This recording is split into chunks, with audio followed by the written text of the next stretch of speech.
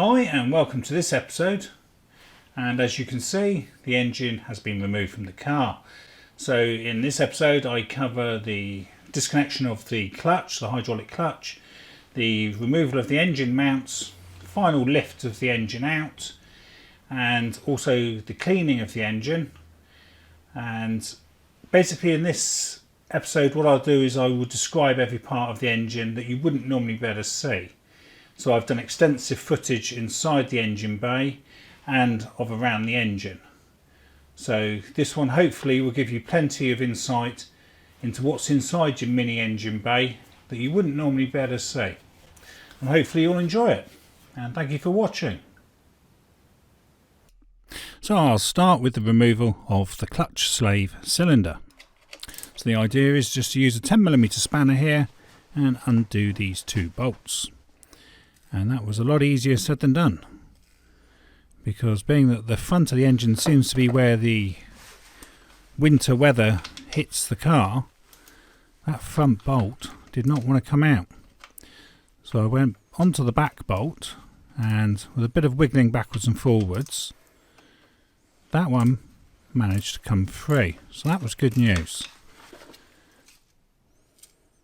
So still putting plenty of plus gas on there. And I went back onto it and I could feel that if I carried on that was going to shear off. So I thought, right, we're going to have to work on that a bit more later on. So I went on to the other two bolts that are actually holding the bracket onto the bell housing, and thankfully they came out. I did get the other bolt out in the end, but it did take quite a bit of work and soaking in plus gas. So there's our clutch piston there, or the clutch slave cylinder, with one of the bolts still stuck in there. So I'll tuck that to one side now, and I will put those two bolts back in so I don't lose them. Just get them in there nice and safe.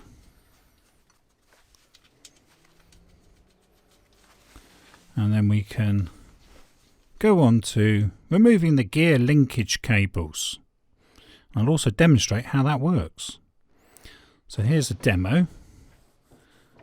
So neutral wiggle there, and then I'll go through into first, then second, third, fourth, and then into fifth. Bit of a neutral wiggle. And then over into reverse. And there is inertia weight on the end of that lever arm. So anyway, so for this you just need to pop the ball joints off, like so. Obviously try not to damage them. That's one of them off.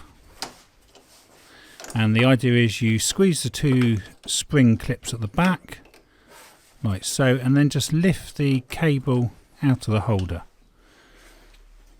Now I did find that I had to work at this a little bit, and then if you actually lever the cable up like so, it then does come free. So that's one of them off. So we'll go on to the other one now. And this one seems to have like a larger ball joint on. But again, same principle, just pop it off.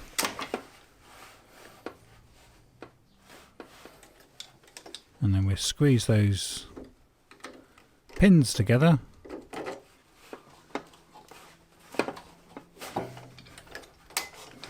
Oops, didn't quite get it then. Try again, see if we can lever that up. There it is. So it should now pop out.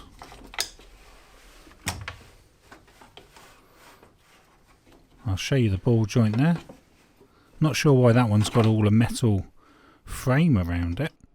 But anyway, so we're going to removing the engine mounts now. So I'm going to start with the one underneath the car, which I'll give a little spray of plus gas. Now I notice this mount actually looks like it might have failed. So with a 16mm socket on a breaker bar, we can just crack that loose.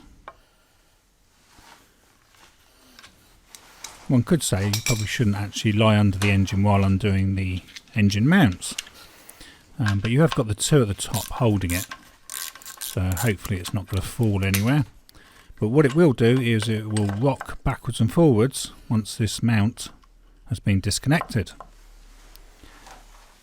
So I am just going to put a jack there for the moment to alleviate any strain on things. So again, a 16mm socket now for the right hand engine mount,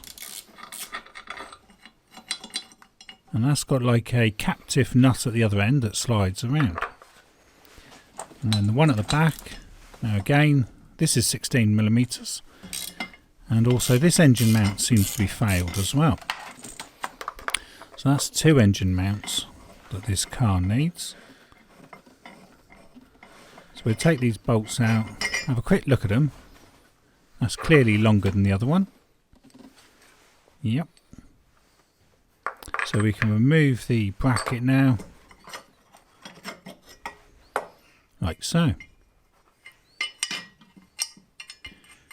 We'll put that to one side, and we can make some M12 lifting couplings. So I'm going to go with some M12 bolt through this eye, which in hindsight is probably not actually a very good idea, because that is a cast aluminium bracket and it's going to be lifting possibly half the weight of the engine, which is about 100 kilos. But anyway, this is the way I did it because I couldn't find the brackets. So I did look online for the brackets and nowhere could I find them. So I could have perhaps used a strap around the bottom of the engine, but I've gone with this method for the moment because the eye did look sort of very obvious to use. But like I say, that could possibly fracture. So and then the engine would obviously swing with catastrophic events. So if you did use that, I think you probably should use a strap as well as a backup. So I'm going on to the other side now. I think this one looks a little bit stronger because at least it's going underneath a whole bracket, and there is 4 bolts there holding that bracket on. So I did the same thing, M12 bolt, marked it. So that was about 240mm long, and I did the same again, a little bit out of focus there. Pop that through with my lifting chains on. So we're getting ready for the engine hoist now. That seems okay. So then, on to the engine hoist. So I've not used this very much, once before, a few years ago. So hopefully it's still working. I do sort of pump it up every now and again, just to make sure the seals are lubricated. We can drop those legs down, lock them in place, and pop the pumping arm in, and then have some patience because it takes a long time for this to come up. Right, so I'm going to get a levelling arm as well, a load leveller, pop that on, and those chains should fit into the eyes. The chains did come with that load leveller, so they should be up for the job. So fit all these on, and I am actually a bit concerned now about using the engine mount because that's only to steady the engine in a sort of lateral movement. It's not meant for lifting an engine. But anyway, back onto the top engine mounts now, and we will need to move the fuse box out of the way. So we do need to pop this fuse box out of the way. So first I'll disconnect this cable, and there's a little clip there. You just push that in on the other side and carefully lift that out. There's the little plastic clip. And we will need to use an 8mm socket now to undo the 2 bolts. There's one each side. So there's one. Now I'm going to probably try and remove the mount without undoing the other one, like I said. So that was a 15mm socket for this part of the engine mount. So the engine just dropped then. The weight is now clearly onto the hoist.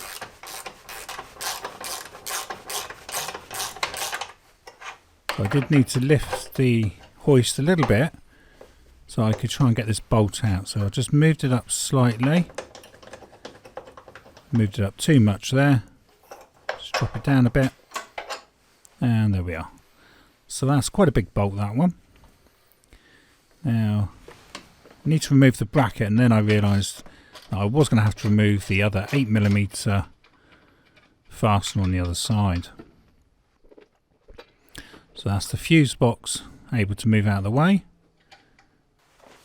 So we can then go back to a 15mm socket now, because there's 3 fasteners holding that mount in position, and one of them was under the fuse box. So we get these out.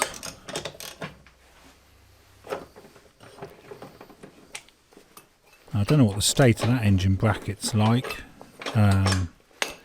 inside, whether the rubber's perished at all. Seeing that the other 2 are damaged, that one could well need replacing as well. So that's the bracket free now, so it should just lift up. We'll have a look at the length of these bolts first, just to make sure when we come to putting it all back together. Are they? Well, that's definitely longer. So the other 2 are the same length, and then the bracket just lifts up like so. So that's quite a big casting there. Go and put that to one side now. So that's like a protective rubber cover there. So I do need to actually have a look at that rubber mount inside and see what its condition is like. But anyway, onto the other side now. This is the last one. So an 18mm socket for this one. So the engine is still sitting on that. So we've now got to lift it up and over that thread. Now this is where you really want a flat surface to put a hoist on. And my floor's not the flattest, and it's also leaning at an angle. So as you can see, it wasn't making life that easy. But it's coming out. Might just give it a slight twist there. I don't want it hitting anything. So I'll just turn that a bit. There we go. And it's all free. So that is the engine out. And it definitely needs a clean. Very black. And there's our empty engine bay. So with that engine now removed, we'll have a quick look at the engine mounts, as they don't look very good. So here's the bottom one next to the power steering. And that's definitely ripped in the front 2 sections. Can't quite see the rear so easily. That's definitely failed. And looking at the top one, that looks extremely loose. So that will put a lot of strain on the exhaust manifold as you accelerate and decelerate. So that's definitely not fit for purpose. We'll have a look at the other one, because that looks like it's perishing. It might still be okay, but it's definitely not looking that good either. Right then, so might try and clean this engine. So I'm actually going to spread over with some diesel first, which probably might horrify some people. Obviously trying not to get it into the gearbox down there, into the differential. But diesel does seem to bring the old oil off quite nicely. And I think it does leave an oily residue behind, which might be quite useful. So that's the diesel. Definitely don't throw that down the drains. That's definitely got to go to recycling. And I'll then go on to a more conventional cleaner such as Gunk. So hopefully this was basically wash off that diesel now. Like I say, the differential is open, so you definitely don't want anything going into that. And then I finish off with hot pressurised water, which does seem to work quite well, because the engine's actually looking quite nice. So it's going back to silver now. That was all black at the front. So the water does need to be hot for it to be effective. Obviously not too hot that the pressure starts to melt.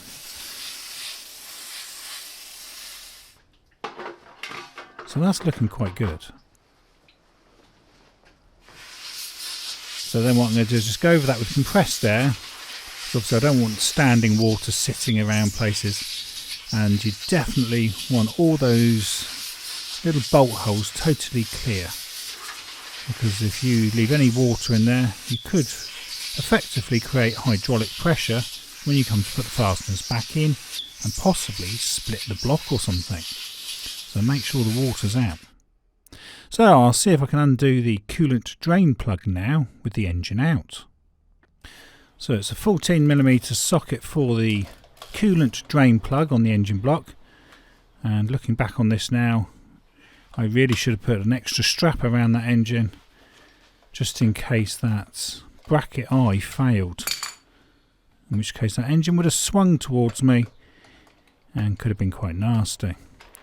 So a bit like this water that's coming out, looks pretty rusty and doesn't look like it contains any antifreeze. So that is the drain plug anyway. So now we'll have a quick look at the starter motor. So you need a 15mm socket for these two bolts that are holding the starter motor in place, and notice I've actually put the engine now onto some axle stands to make sure it's a little bit more steady. So at least as I was undoing these, the torque would be transferred to the engine stands underneath and not to the hoist holding it where it's swinging in the air.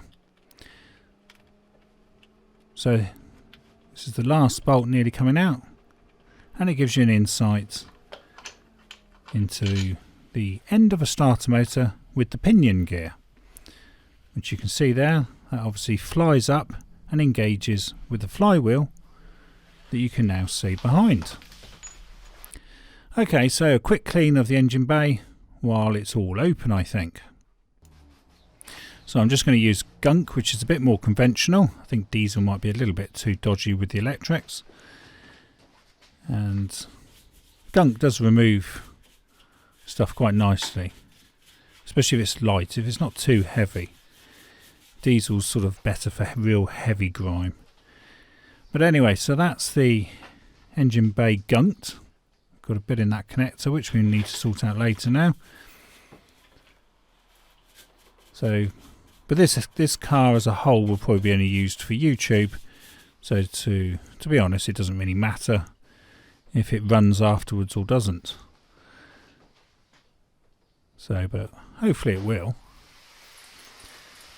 So back onto the hot water in my Gloria pressure vessel. So that's all looking quite nice now.